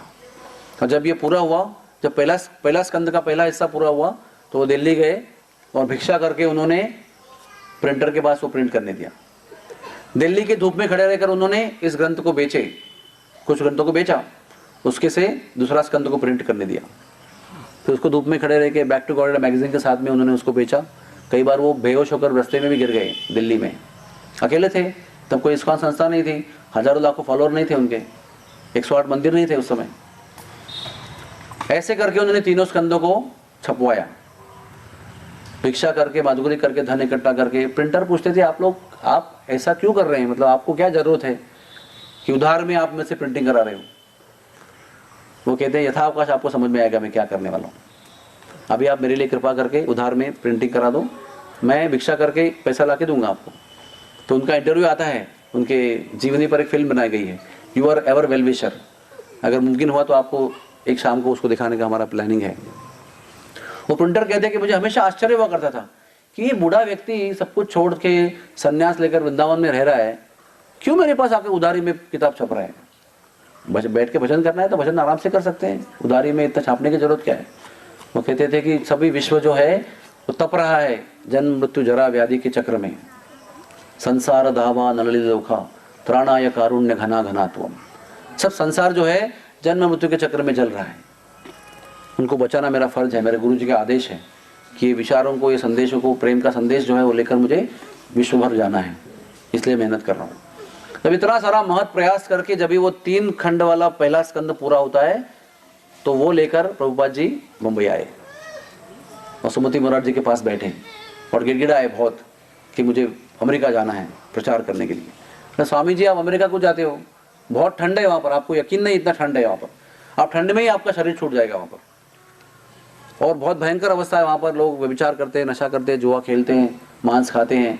कहाँ आप टिक पाएंगे वहाँ पर इतनी बुरी अवस्था में। मुझे आपको देखकर बहुत दुख होता है कि आप ऐसी अवस्था में कैसे मैं आपको भेजूँ वहाँ पर, इसलिए मैं टिकट नहीं दूंगी आपको, क्योंकि उनका शिपिंग कॉर्पोरेशन का बिजनेस था। फिर भी रोज उनके सीढ़ियों पर जाकर बैठते थे श्रीमद् भागवत को लेकर। देखो इतना विश्वास है श्रीमद् भागवत के ऊपर, उनके लेके बैठे हैं। तो उनको बहलाने के लिए सुमति मोरारजी क्या कहती है, अच्छा कोई बात नहीं, आप शाम को आया कीजिए, हमारे बगीचे में बैठकर हमको श्रीमद् भागवतम सुनाया कीजिए। तो खुद लिखा हुआ जो तात्पर्य है वो बैठकर रोज शाम को सुमति मोरारजी को वो सुना रहे हैं और रोज एंड में बोल रहे हैं मुझे अमेरिका जाना है। आगरा गए एक बार, उनके मित्र हैं मथुरा प्रसाद अग्रवाल, उनको खासकर मिलते थे वो। एक बार मिलने गए तो वो मथुरा प्रसाद जी बोल रहे हैं मेरा पुत्र जो है बिल्कुल बेकार गया, वो आई लॉस्ट माई सन। क्यों? क्योंकि वो अमेरिका गया। अभी आजकल के लोग जो हमारे जैसे होते हैं, हमारा बच्चा अगर जाएगा अमेरिका में तो हम लोग तो फूल बांटेंगे, सबको पेड़े बांटेंगे, my son is studying in America Michigan university, कितने गर्व से कहेंगे। लेकिन मथुरा प्रसाद जी बोल रहे हैं कि मेरा लड़का जो है वो, मराठी में क्या बोलते हैं, वाया गेला बर्बाद हो गया मेरा बच्चा। क्यों? क्योंकि अमेरिका में जाके उस कल्चर में बस गया। और भी एक उसकी बर्बादी का कारण क्या है, वो एक अमेरिकी मड्डम ने उसको फंसा लिया, विवाह कर लिया उससे। बहुत दुखी थे बेचारे वो। लेकिन प्रभुपाद जी अपने विचार में स्थिर थे। वो कहते हैं कि अरे आपके लड़के ने अमेरिकन लड़के शादी किया तो फिर मुझे वो अमेरिका के लिए वीजा भेज सकते हैं। उनके मन जो है अपने गुरु मुख पद्म वाक्य चित्ते थे कोरियाई के, उनका मन जो है गुरु जी की आज्ञा पर स्थिर है एकदम। वो सोच रहे अमेरिका कैसे जाएं। तो उस समय मथुरा प्रसाद जी उनको उत्तर देते नहीं, कोई जवाब नहीं देते हैं, ऐसे बात को वहीं रुक जाती है। कई महीने के बाद में उनको पत्र आता है अमेरिकन एम्बेसी से, you have got a invitation from America, New York, Boston, from a lady called Sally Agarwal. ये सैली अग्रवाल कौन है? उनके लड़के की, गोपाल अग्रवाल की पत्नी है। फिर वो जाते हैं, फिर जाते हैं मोती महाराज जी के पास, देखो मेरे को अभी निमंत्रण भी आया है। बहुत गिड़गिड़ाते हैं और उस समय तक वो और धन इकट्ठा करके श्रीमद् भागवत के प्रथम स्कंद के 3 खंड के कई कॉपीज, बॉक्स के बॉक्स, क्रेट्स और क्रेट्स ऑर्डर करते हैं, बहुत सारे क्रेट्स। खुद के साथ में जब गए थे वो, anyway I tell you first how we went. तो सुमति महाराज जी कहते ठीक है, आपकी जिद है तो आपको भेजती हूँ, और कार्गो शिप में उनको पास देती है वो। कार्गो शिप जो कई महीने चलता है, हाँ, नॉट लाइक दैट। तो बेचारे प्रभुपाद जी खुद के पास में क्या था उनके, एक छतरी थी, एक टाइपराइटर था, श्रीमद् भागवत का बॉक्सेस सब लगेज में डाला हुआ था, और 40 रुपये मतलब उस समय के $5, और कुछ आलू के बक्स, एक थैली थी आलू की, पता नहीं वहाँ पर खाने को मिलेगा तो आलू पका के खाएंगे और एक 4 टियर का डब्बा था उनका, उसको कुकर भी के रूप में इस्तेमाल करते थे। वो नीचे में अग्नि में रखते थे, तो चारों में राइस दाल ऐसे पकाते थे, खुद अपने हाथ से बनाते थे। तो कुछ संकट आए तो भी कोई बात नहीं, अपने कुकर में खाना बनाएंगे, थोड़े दिन के आलू में संभाल लेंगे, बाद में देखेंगे क्या मिलता है। खुद के लिए कुछ नहीं, लेकिन बक्से से बक्से भरकर श्रीमद् भागवत के जो कॉपीज लेके जाते हैं और खत भेज देते हैं उसको, सैली अग्रवाल, क्योंकि मैं आ रहा हूँ। उस जमाने में 30 दिन कम से कम लगते थे यहाँ से खत पहुँचने में अमेरिका में। हमारे बच्चों ने, मुझे याद है, अमेरिका फॉरेन कंट्री मतलब 1 मंथ। तो यहाँ पर बोट में जब बैठते हैं, सुमति महाराज जी के सिंधिया शिपिंग कॉरपोरेशन में बैठते हैं, तभी वो खत भेजते हैं। और जब वो बॉस्टन हार्बर में पहुंचते हैं तो उसको खत मिल जाता है उसी समय पर कि मैं यहाँ पर बोट में बैठ गया हूँ। वो खबर को कब मिलती है? जब वो बोट से उतरने वाले हैं और साथ एक फोटो भेजते हैं अपना, एकदम गंभीर संन्यास अवस्था में, गंभीर फोटो, एकदम चेहरे में एकदम गंभीरता है उनके। मैं आपको फोटो भी भेज रहा हूँ क्योंकि आप मुझे पहचान सके हार्बर में जब मैं आऊँगा तभी। तो सैली अग्रवाल फोन करती है अपने पति को, गोपाल जी, अरे ही इज कमिंग उनको विश्वास नहीं था, क्योंकि उनके पिताजी ने कई लोगों का ऐसा दरख्वास्त किया था कि इनको भेजो। कोई अब तक अमेरिका नहीं आया था, और पहली बार खत आता है कि मैं आ रहा हूँ, और अभी आ रहा मतलब अभी मैं पहुंच गया हूँ, ऐसे उनको मालूम पड़ता है कि 1 महीने पहले निकल गया तो वो खत 1 महीने बाद पहुंचता है। तो वो बहुत दूर था बॉस्टन हार्बर से, क्या नाम उसका भूल गया मैं उसको, जहाँ पर वो रहते थे, बटलर पेंसिल्वेनिया, थोड़ा सा वो न्यूयॉर्क से दूर है हार्बर से। तो वो एक बस को भेजते हैं और उनके सारे बक्से उतार देते हैं, और वो रहता है ट्रांसपोर्ट में कई दिन तक। 1 महीने तक वो सैली अग्रवाल के घर में रहते हैं, और 1 महीने के बाद में उनका शिफ्टिंग होता है घर का। नए घर में जाते हैं तो उनके पास वो जगह नहीं है, तो 1 महीने के बाद शिफ्टिंग होने के समय पर ये बड़े बड़े बक्से आते हैं श्रीमद् भागवत की तो कुछ दिन रखते हैं, बाद में जब शिफ्टिंग का समय आता है कहते हैं प्रभुपाद जी ये हमारे नए घर में इसको जगह नहीं, प्लीज़ उसको कहीं और रख लीजिए। तो बेचारे खुद को रहने की जगह नहीं, क्योंकि 1 महीने के बाद जो शिफ्टिंग करते हैं तो उनको भी घर छोड़ना पड़ता है। सैली अग्रवाल के घर में फ्रिज में मांस हुआ करता था, क्योंकि सैली अग्रवाल, गोपाल अग्रवाल दोनों मांस खाते थे, अंडे खाते थे, इसलिए वो अपने हाथ से भोजन बनाते थे। और कई बार वो क्या सैली अग्रवाल ने कहा है कि वो अपने हाथ से हमारे लिए खाना बनाते थे। तो every evening would be a feast, वो खुद बनाते थे, हमको खिलाते थे। फिर वो किसी को विनती करके न्यूयॉर्क में किसी के गैरेज में वो किताबों को रखने की व्यवस्था करते। ये सब मैं आपको क्यों बता रहा हूँ?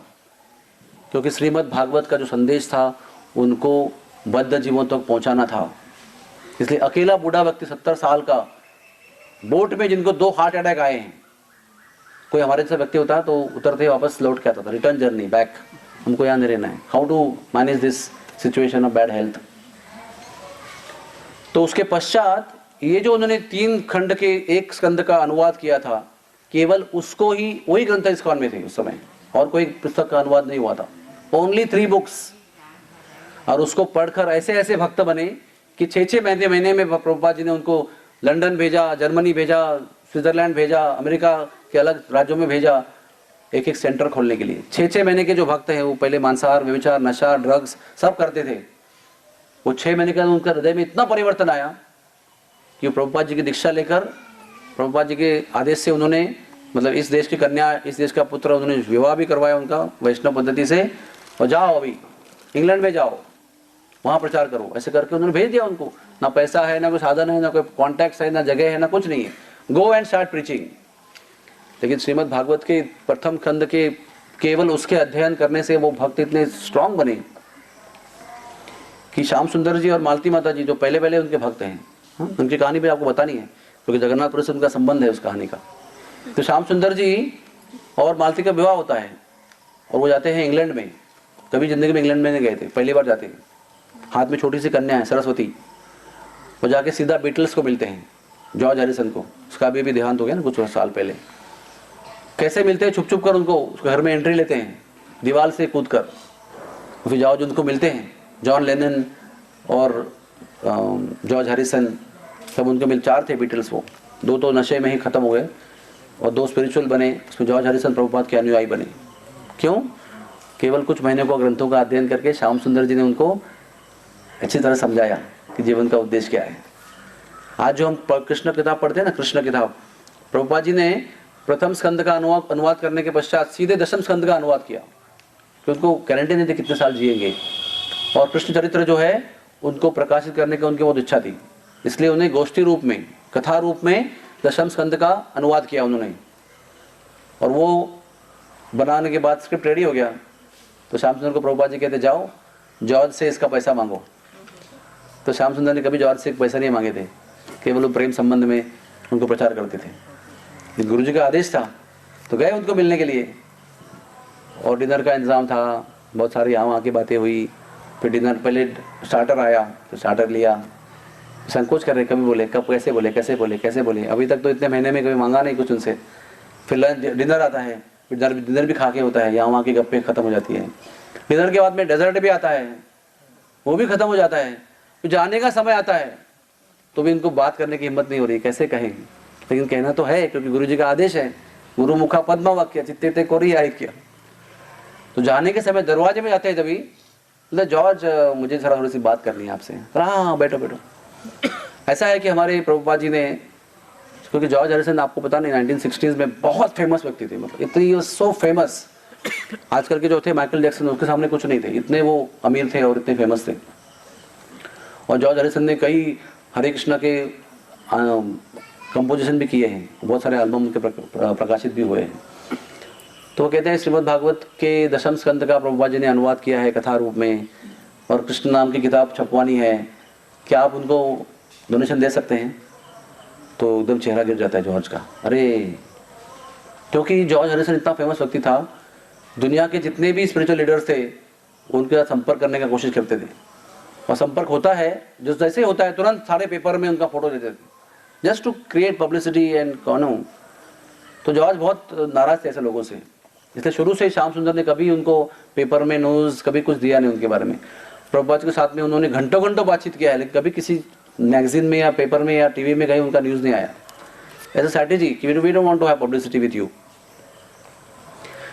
तो आखिर में जब श्याम सुंदर जी बोलते हैं कि please can you donate for this, तो उनका चेहरा गिर जाता है। अरे यू ऑल्सो, आप भी वैसे ही निकले। हाँ, जैसे ही सोच रहे हैं मन में ऐसे तो अचानक बहुत जोर से बिजली गिरती है, जोरदार बिजली, जैसे कि झाड़ भी जलते हैं ना बिजली से, ऐसी बिजली गिरती है और सब लाइट ऑफ हो जाते हैं और आकाश में गड़गड़ाहट होती है बादलों की और बहुत भयंकर आवाज़ होके एकदम अंधेरा हो जाता है। रात का समय वैसे भी है और 15 मिनट ऐसे ही अंधेरा है, कोई कुछ बोल नहीं रहा है, ना श्याम सुंदर जी बोल रहे हैं ना वो बोल रहे हैं, दोनों अंधेरे में बैठे हुए हैं और क्या हो रहा है समझ में नहीं आ रहा है। ऐसे भ्रमिक अवस्था में बैठे हुए हैं और कुछ देर बाद में लाइट आती है तो वो भी बैठे हैं, देख रहे हैं। श्याम सुंदर जॉर्ज को देख रहे हैं, जॉर्ज श्याम सुंदर को देख रहे हैं। तो जॉर्ज कहते हैं after all this experience how can I से नो टू यू। वो कहते हैं कि जरूर ये जो घटना बीच में हुई आपने इतने संकोच से मुझे पूछा और जो भी घटना हुई मुझे ऐसा हृदय में एहसास हो रहा है कि मुझे ये काम करना चाहिए। तो 1960s में उन्होंने $19,000 दिया प्रभुपाद जी को और दशम स्कंद जो श्रीमद् भागवत का है वो कृष्ण के रूप में, कृष्ण का नाम दिया उसको, Krishna the supreme personality of godhood, परम पुरुषोत्तम भगवान श्री कृष्ण, ऐसा इस किताब का नाम है। वो प्रकाशित किया और उसके बाद में धीरे धीरे उन्होंने हर रोज रात को, वो सोते थे 8 बजे 9 बजे और रात को 11 बजे उठते थे, कभी 1 बजे उठते थे और बीच रात में जब सब भक्त लोग सो रहे हैं, सब दुनिया सो रही है, तो वो श्रीमद् भागवत के ग्रंथों का अनुवाद करते थे, बचे हुए ग्रंथ का। आप अगर देखेंगे ना उनकी एक फिल्म है, एक्चुअली जब प्रभुपाद जी शरीर छोड़ दिया उन्होंने वृंदावन में, वो फुल इवेंट जो है वो रिकॉर्ड किया गया है हाउ ही पास्ट अवे, आखिरी दिन जो उनके हैं और जब उन्हें शरीर छोड़ा, वो पूरी फिल्म अवेलेबल है, बहुत हृदय द्रावक फिल्म है वो, कभी देख सकते हैं आप, मौका आएगा तो प्रभुपाद जी 3 महीने तक उन्होंने उपवास किया था। 3 महीने तक उन्होंने कुछ खाया नहीं, कुछ पिया नहीं। ऐसे होता है, जो हॉस्पिस में काम करते हैं उनको पता है कि मरणासन्न अवस्था में आखिर में जब एक्टिव डाइंग प्रोसेस चालू होता है तो आदमी फिर खाना पीना छोड़ देता है अपने आप ही। हमारी दादी भी थी, माँ की माँ, वो भी आखिरी 2 महीना उन्होंने कुछ खाया नहीं, ऐसे ही वो रही और शरीर छोड़ दिया उसने। तो वैसी अवस्था में प्रभुपाद थे, 3 महीने तक उन्होंने कुछ खाया नहीं था, बिल्कुल हड्डी और पसली और चमड़ी रह गई थी उनकी। वो अवस्था में उनका हाथ भी उठाना है तो भक्त लोग उसको हाथ उठाते थे और कहीं रखते थे बाजू में उसको, मतलब कपड़ा बदली करने के लिए खुद हाथ उठाते थे। उनके शरीर में शक्ति नहीं थी अपने हाथ को, उंगली को हिलाने की।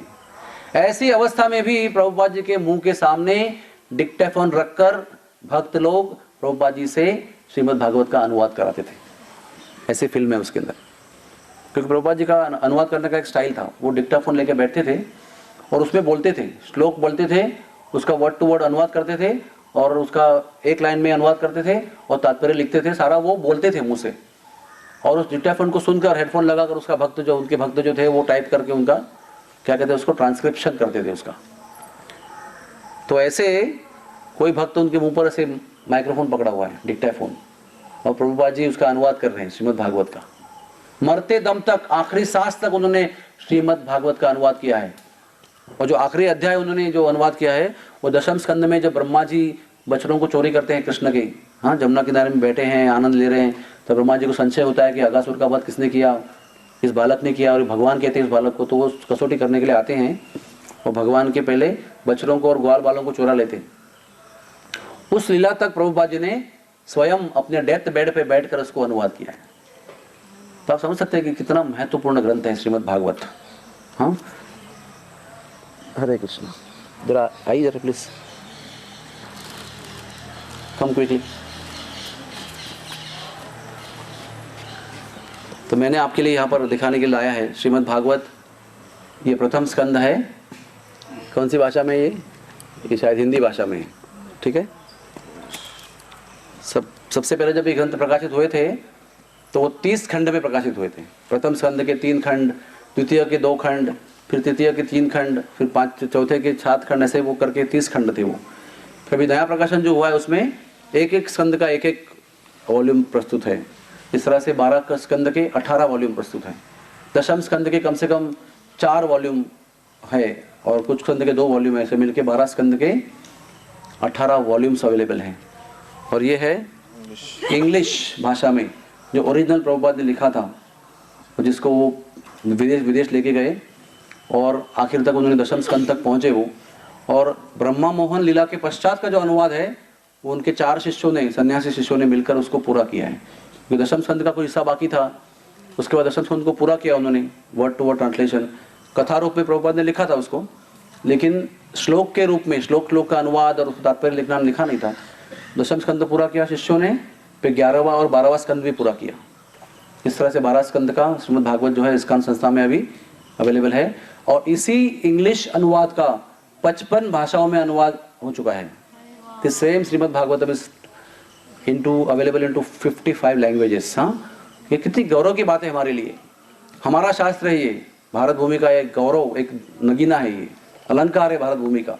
श्रीमद् भागवतम अमलम पुराणम, ये प्रभुपाद जी की प्रेरणा से और कृपा से जहाँ जहाँ प्रभुपाद जी ने प्रचार किया, जिस देश में प्रचार किया, उस भाषा में उनके शिष्यों ने उसको अनुवादित किया। हाँ, जब मैं पहले सबसे इस्कॉन में गया था, ये इंग्लिश का है और ये महाराष्ट्र मराठी भाषा में भी उपलब्ध है, गुजराती में भी उपलब्ध है, कन्नड़ में भी है, आंध्र में, तेलुगु में भी है, तमिल में भी है, और भारत की प्रमुख 28 भाषा में तो है ही, उड़िया में है, बांग्ला में है, और विश्व में 55 भाषा में उपलब्ध है। और अगर ये हमारे पास नहीं है तो इससे बड़ा दुर्भाग्य क्या हो सकता है। जस्ट इमेजिन, हाँ, रशियन भाषा में अवेलेबल है। आपको सुनकर आश्चर्य होगा और गर्व भी होगा, अरेबिक भाषा में भी श्रीमद् भागवत का अनुवाद हो रहा है। भगवत गीता अरेबिक भाषा में प्रभुपाद जी ने अनुवादित करके लिए। कुवैत के राजा की जो कन्या है वो प्रभुपाद जी की शिष्य बनी हुई है। गिरिराज महाराज जो प्रभुपाद जी के प्रमुख शिष्य हैं, अभी भी जीवित हैं, वो कैलिफोर्निया में रहते हैं। उनके शिष्या जो है वो कुवैत के मुस्लिम राजा की कन्या है, and I have visited, I met her in Pune also. तो ये सब क्यों बता रहा हूँ मैं, कि जो लोग इस सब को कृष्ण का के भी जानते नहीं, वो लोग कृष्ण के भक्त बने हैं, और ना केवल भक्त बने हैं, संन्यास लेकर भारत में आकर हमको प्रचार करते हैं। इसलिए मैंने कहा, जब मैं पहले मंदिर में गया था मुझे बहुत शर्म आई उसके अंदर, जब मैं पहले बार गया था। क्यों शर्म आई? क्योंकि मेरा जन्म जो है गौड़ सारस्वत ब्राह्मण के घर में हुआ है। हाँ, इसी जाति में रूप गोस्वामी और सनातन गोस्वामी का जन्म हुआ है, वो भी कर्नाटक के ब्राह्मण थे। बचपन में कर्नाटक में थे, फिर वो बांग्ला में गए। और रूप गोस्वामी, सनातन गोस्वामी, जो 6 गोस्वामी हैं, इन्होंने मिलकर सारे जो प्रेम शास्त्र का प्रचार जो है प्रकाशित किया है चैतन्य महाप्रभु के प्रतिनिधि के रूप में। और ब्राह्मण का धर्म क्या होता है? पठन पाठना यजन याजना, खुद पढ़ना, लोगों को पढ़ाना, यज्ञ करना, यज्ञ करवाना, ये उनका मेन कार्य है। और 9 उनके लक्षण भगवत गीता में दिए गए हैं, समस्त तमस तपस चौपचम शांति आर्जम एवच। हाँ, ये सब 9 ब्राह्मण के गुण दिए गए हैं। वो अगर है तो उस व्यक्ति को ब्राह्मण कह सकते हैं। हमारे अंदर तो कुछ गुण भी नहीं थे वो, और हम लोग नॉनवेज भी खाते थे। मंदिर में जब गए तो एक फॉरेनर व्यक्ति है, ब्रह्मचारी बना हुआ है, PhD है अमेरिका से, हाँ, फ्रॉम द प्रेस्टीज यूनिवर्सिटी, और वो व्यक्ति सर मुंडवाकर ब्रह्मचारी के वस्त्र पहनकर हमें भगवत गीता का प्रवचन दे रहा है। मुझे लगा क्या लानत है हमारे ऊपर। हाँ, शर्म आना चाहिए हमको, हमें उनको पढ़ाना चाहिए। लेकिन वो खुद पहले तो अपने जीवन पद्धति को बदलकर इस जीवन पद्धति को स्वीकार किया उन्होंने। न केवल वहीं पर रुके, हो सकता है कि अपना वहीं रुको, अपने काम करते रहो, एक भक्त का जीवन अपनाते रहो, नहीं, वो जीवन भी छोड़ दिया उन्होंने। भारत में आए अपने कल्चर को छोड़कर यहाँ के कल्चर को अपनाने के लिए। यहाँ पर भी रुके नहीं, विवाह सब छोड़कर, परिवार छोड़कर ब्रह्मचारी बने, और मंदिर में ब्रह्मचारी के रूप में रहकर प्रचार कर रहे हैं। वो किसको प्रचार कर रहे हैं? भारत के कर्नाटक के ब्राह्मण को। मुझे लगा कि ये सब बदलना चाहिए। हाँ, ये सब जो संकोच, मुझे शर्म जो लग रही है, वो खत्म होनी चाहिए। और उसी प्रेरणा से मैं फिर आगे इसमें भाग लिया, मैंने इसमें सहभाग लिया हरे कृष्ण आंदोलन में।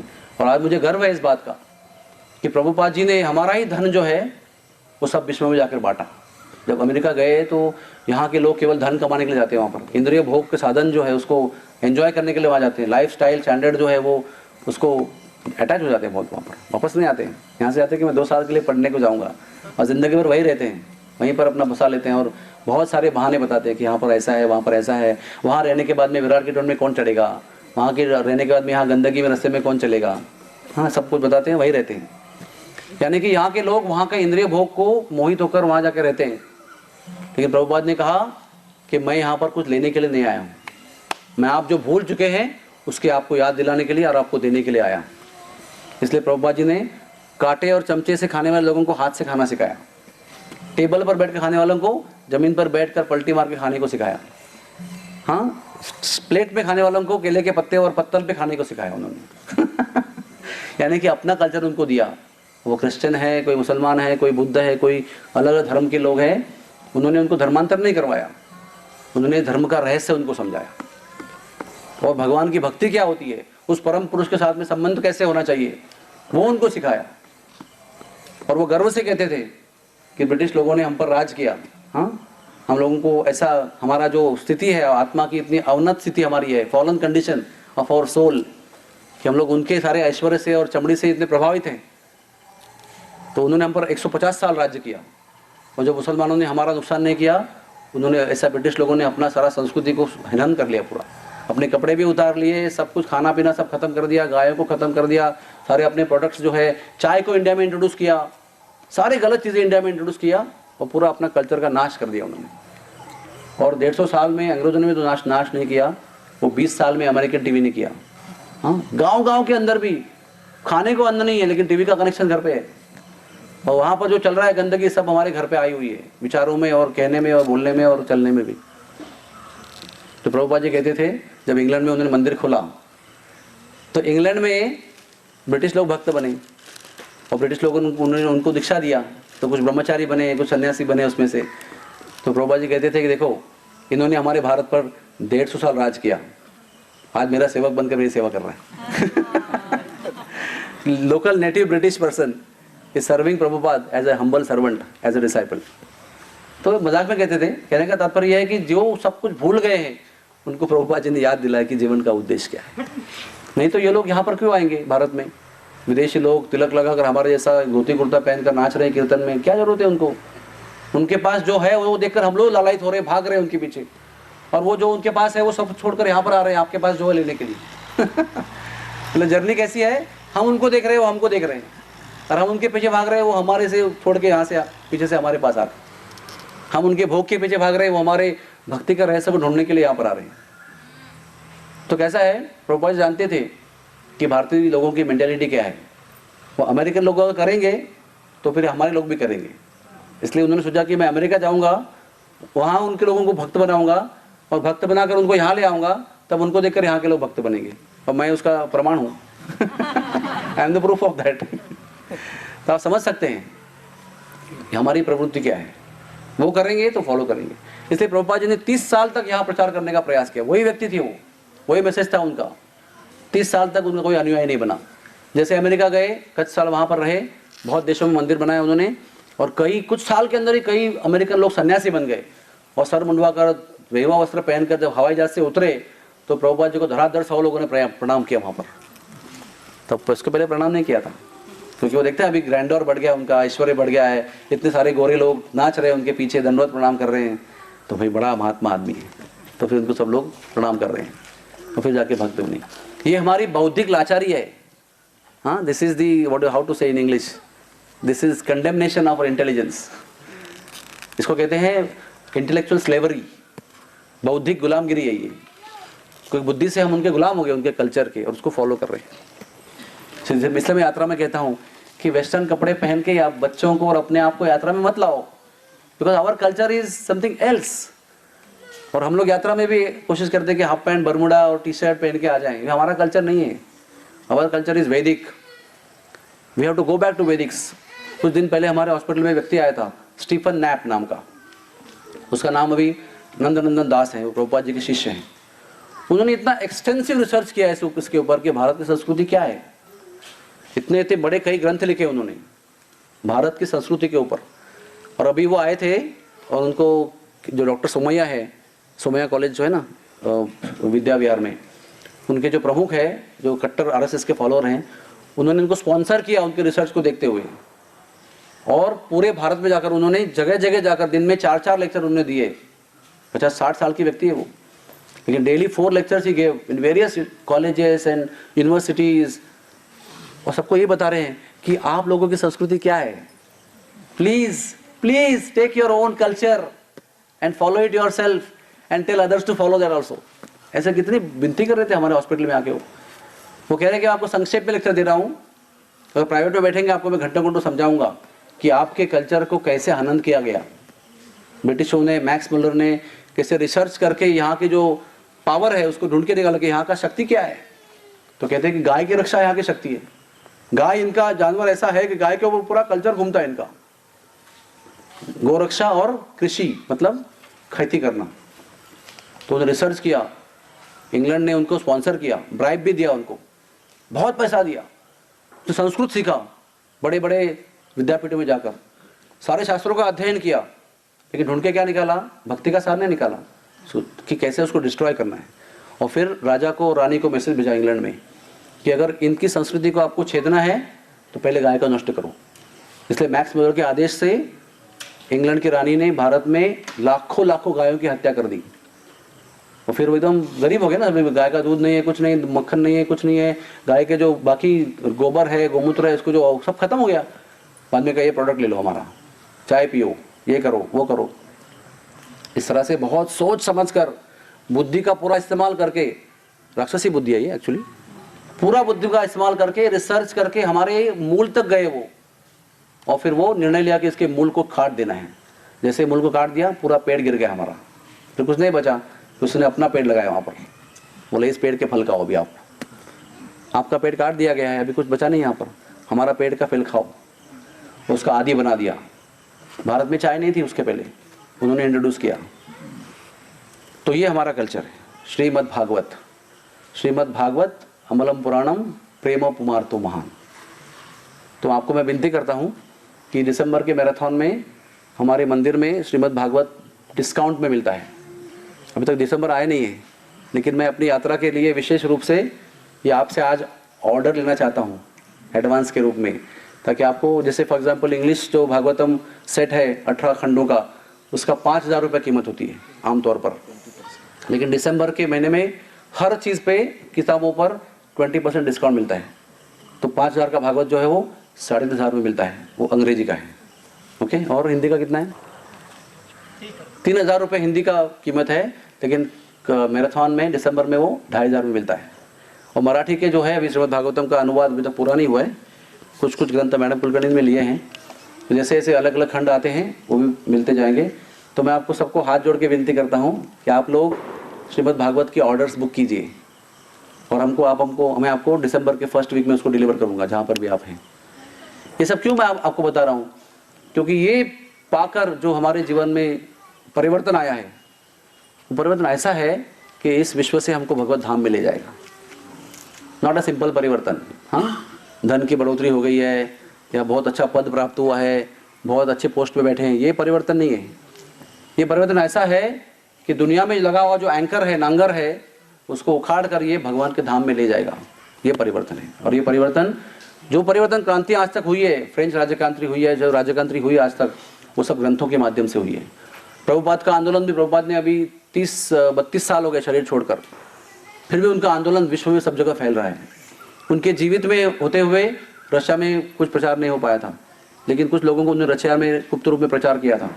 तो रशिया का विभाजन हो गया, रशिया एकदम सेक्युलर कंट्री बन गया ना, अभी पहले कम्युनिस्ट कंट्री थी, और रशिया में बहुत तूफान की तरह हरे कृष्ण आंदोलन फैल रहा है। तो जब हम उनको मिलते हैं इन लोगों को, तो हमको अभी भी शर्म आती है। श्रीमद् भागवत के मॉर्निंग के प्रवचन में रशिया में 500 लोग आते हैं रोज, और भारत में 50, 60, 70 लोग बैठते हैं। अमेरिका में 10-15 लोग बैठते हैं। रशिया के नॉर्मल भागवतम क्लास में 500 लोग आते हैं श्रीमद् भागवत सुनने के लिए, रशियन लोग, लोकल नेटिव्स।